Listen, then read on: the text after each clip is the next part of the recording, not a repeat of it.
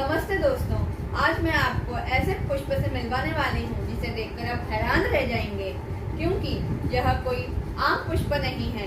यह दुनिया का सबसे भारी और सबसे अजीब पुष्प है, जिसका नाम है रेफ्रेशिया अर्नोल्डी। दोस्तों, क्या आपने कभी सोचा है कि कोई पुष्प इतना भारी हो सकता है, उसका वजन 10 किलो का हो? हाँ, आपने बिल्कुल सही सुना है। रेफ्रेशिया एक ऐसा पुष्प है, लगभग 10 किलो का होता है।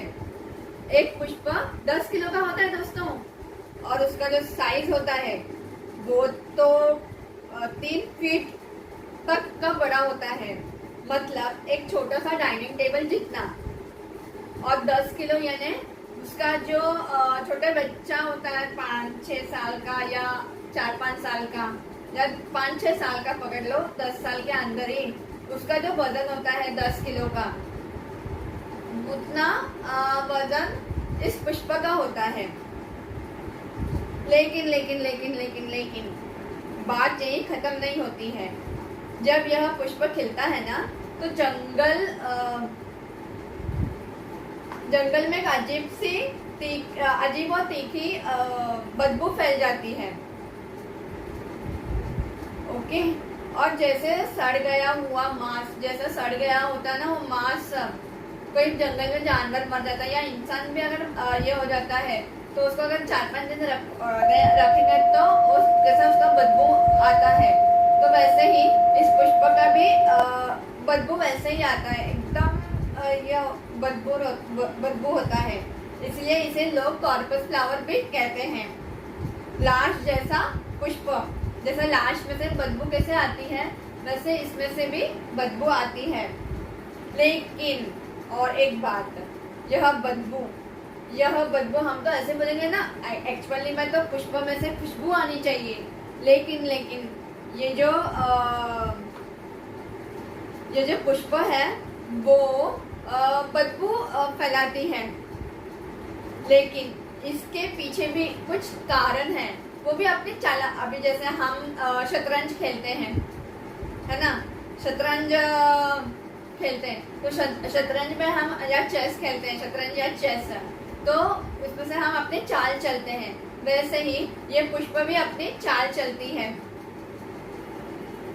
कि ये किसी खराबी के लिए नहीं होता है। ये हम ऐसा सोचते हैं कि हाँ ये बदबू है तो कुछ खराब पुष्प होगा, या ऐसा कुछ सोचते हैं। क्योंकि हमारे यहाँ पर यानी इंडिया हो गया या कोई भी देश ले लो, तो वहाँ हमें ये पुष्प नहीं मिलता देखने के लिए। लेकिन सारे पुष्प से ये पुष्प अलग है, क्योंकि पुष्प जब सूख जाता है तब वहाँ से बदबू आती है। लेकिन ये बदबू ये खिलता है तभी इसमें से बदबू आती है। ओके, और बाकी सब में पुष्प से जब खिलता है तभी बहुत अच्छी खुशबू आती है। हम गार्डन में भी वॉक करने जाते हैं, तो कोई अगर पुष्प है वहाँ पर, तो वहाँ पे हमें पुष्प के खुशबू से हम वहाँ पे पहुँच जाते हैं। ओके, लेकिन ये ऐसा नहीं है, ये अपनी बदबू छोड़ती है, जानबूझ के छोड़ती है, अपनी चालाकी चाल से छोड़ती है। ओके, वैसा। और ना ये ना क्यों छोड़ती है, क्योंकि ये खराबी के लिए तो नहीं होता है, ये एक चालाकी का चाल है पुष्प का। क्योंकि एक बदबू से इस बदबू से आकर्षित होते हैं मक्खियाँ और इंसेक्ट्स और है ना मक्खी जो है वो इस पे आकर्षित हो जाती है इस पुष्प से। पुष्प के लिए ये आकर्षित होती है, यानी अट्रैक्ट हो जाती है। अट्रैक्ट होने से इस पुष्प के जो बीज है ना, वो फैलाने में ये मदद करते हैं, इंसेक्ट्स और मक्खियाँ।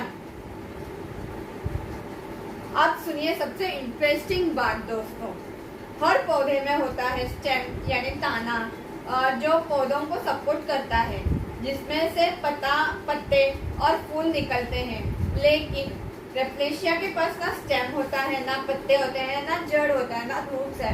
अगर हम हमारे घरों में भी हम प्लांट्स लगाते हैं या गार्डन में लगे, देखा होगा आपने कि गार्डन में या रोड्स पे वगैरह बहुत सारे प्लांट्स लगे होते हैं, झाड़ियाँ होते हैं, वृक्ष होता है। जैसे बनियन ट्री है, बनियन ट्री का रूट्स हमें बाहरी जड़ में तो रहता ही है, प्लस वो बाहर भी आ जाते हैं इतने सारे। और फिर बाकी के जो प्लांट्स है या ट्रीज वगैरह है वो अंदर ही रहता है। मैंगो ट्री हो गया, बनाना ट्री हो गया या कोकोनट का, उसका रूट्स अंदर ही होता है। बट इसमें तो ना रूट्स है ना कुछ है, ना स्टेम है ना रूट्स है, ना सिर्फ एक पुष्प ही है। वो भी कैसे आता है बिना रूट्स और बिना स्टेम के, तो कुछ हो नहीं सकता है। बाकी के इसमें हमें पुष्प और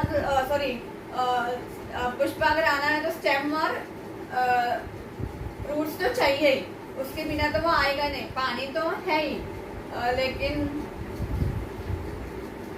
तो फिर ये रहता कैसे है, ये जीवित कैसा रहता है, ये सवाल तो हम सबके मन में आएगा ही। रेफ्लेशिया एक परजीवी पौधा है दोस्तों, यह एक परजीवी पौधा है। और परजीवी यानी क्या होता है, वो होता है जो खुद कुछ नहीं बनाता बल्कि दूसरे पौधों के शरीर में छुपकर जीता है। जैसे फॉर एग्जाम्पल मॉस्किटोस है, मच्छर और मॉस्किटोस है, तो वो भी इंसानों का खून चूस कर ही जीते हैं, वरना वो मर जाएंगे। ओके, उसको पैरासाइट बोलते हैं। वैसे ही ये भी परजीवी पौधा है। ओके, और ये किसी का उनका खाना चूस लेता है। ओके, वो खुद का कुछ बनाता नहीं है। रेफ्लेशिया एक वाइन प्लांट के अंदर रहता है, जैसे छुप गया हो, और जब समय आता है तो एक दिन अचानक से बड़ा पुष्प जंगल के बीच में खिल जाता है। ओके, रेफ्लेशिया एक ऐसा वाइन प्लांट ने अपना अंगूर का पौधा देखा होगा, बेल जैसा होता है अंगूर का पौधा, या मनी प्लांट, हम उन सबके घरों में मनी प्लांट तो होता ही है। तो मनी प्लांट भी, तो वो भी हम सबके घरों में बेल जैसे किसी का सपोर्ट लेकर वो बढ़ता है, तो वो उसके अंदर छुपा रहता है। रेफ्लेशिया का जो पौधा है ना, वो उसके उस बेल के अंदर होता है। और जब उसका समय आता है ना, तभी वो अचानक से एक दिन बड़ा पुष्प जंगल के बीच में खिल जाता है। अब आइए जानिए कि यह पुष्प मिलता कहाँ है। अब ये कहाँ मिलता है भाई, हमें भी तो पता होना चाहिए, हम भी तो जाके देखें इस पुष्प को।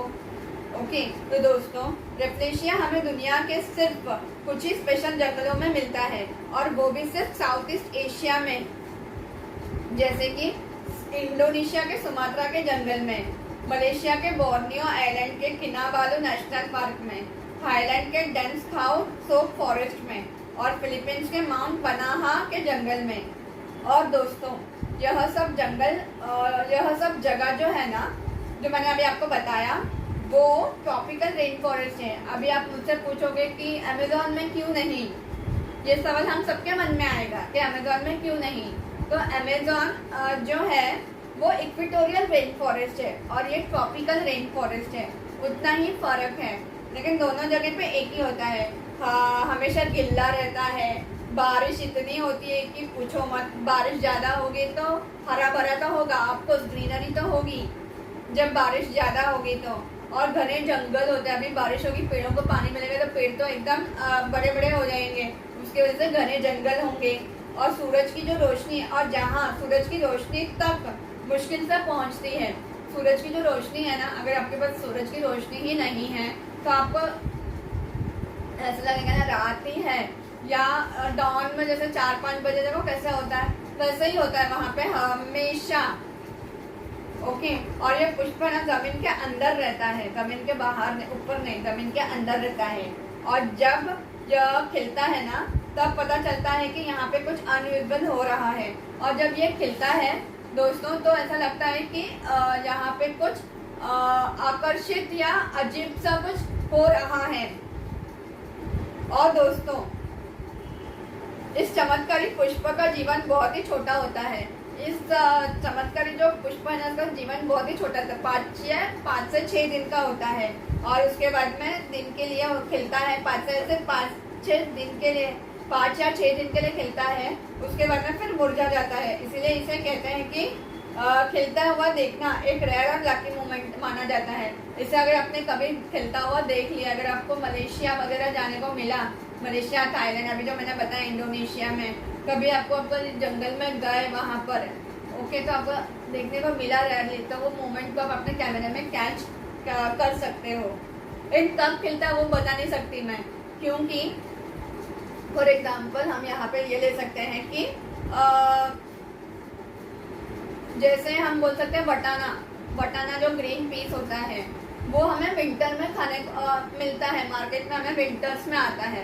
मैंगोस हमें समर में मिलता है। हाँ, ईस्टर फूल होता है, वो बर्फ से ढका हुआ होता है। ईस्टर जब होता है तभी वो खिलता है, बर्फ पूरा निकल के ईस्टर पर बाहर आ जाता है। या अभी सीताफल लेंगे तो सीताफल गणेश चतुर्थी के बाद, गणेश चतुर्थी से हमें देखने को मिलता है सीताफल, उसके पहले नहीं मिलता, उसके बाद में हमें मिलता है। फिर केला और बाकी का तो हमें हमेशा मिलता है। वैसे ही ये पुष्प हम कभी खिलेगा ही ना समर ना विंटर ना रेनी सीजन, ये कभी भी खिलता है। ओके, इसका हम कुछ बोल नहीं सकते कि ये कब खिलेगा, कब हमें इसको देखने को मिलेगा, इसका हम कोई गारंटी नहीं दे सकते। कभी भी ये खिलता है। या ऑरेंजेस देख लीजिए, ऑरेंजेस भी हमें समर में मिलता है। ओके, तो वो वैसा है, इसका हम कुछ बोल नहीं सकते कि हाँ अभी आप जाओगे तो आपको हम जैसे फॉर एग्जांपल केदारनाथ वगैरह जाते हैं तो कब जाते हैं, जून जुलाई के महीने में जाते हैं। ओके, तो वैसे यहाँ पर हम बोल सकते कि आप इस महीने में आप जाके देखो कि आपको वो मिलेगा देखने के लिए, खिलता हुआ मिलेगा रेप्लेशिया का पुष्प। हम ऐसा भी नहीं बोल सकते कि आप जनवरी में जाओ, दिसंबर में जाओ, कभी भी जाओ, नहीं बोल सकते क्योंकि इसका सीजन ही नहीं होता है। तो रेप्लेशिया हमें एक जरूरी बात भी याद दिलाता है कि प्रकृति कितनी अनोखी और अजीब और अद्भुत चीजों से भरी पड़ी है। हर जंगल, हर पौधा एक छुपी हुई कहानी हमें कहानी लेकर चलता है।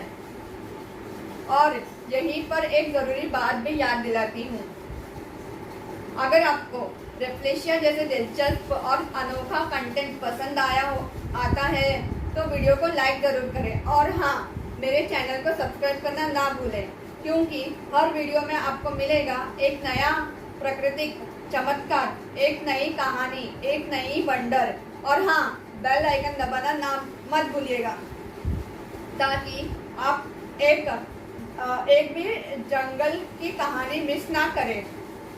मैं हूँ आपकी अन्नपूर्णा, मिलती हूँ अगले वीडियो में और एक नए नेचर के सरप्राइज के साथ। तब तक के लिए धन्यवाद और नेचर से जुड़े रहिए।